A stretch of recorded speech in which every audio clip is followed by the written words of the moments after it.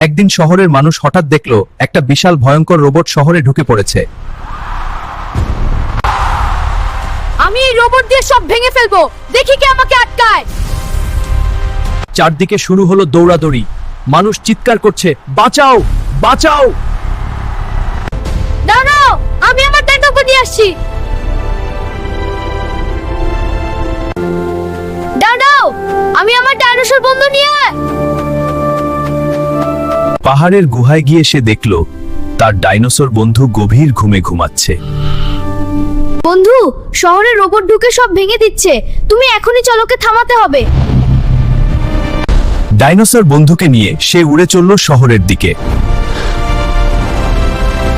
ওই দেখো রোবট, যাও মারো। ডাইনোসরের আগুনে গলতে শুরু করলো ভয়ঙ্কর রোবট। রোবট বানানো ছেলেটি তখন বুঝতে পারল সে অনেক বড় ভুল করেছে। সাহস আর বন্ধুত্ব সবসময় খারাপের বিরুদ্ধে জয়ী হয়।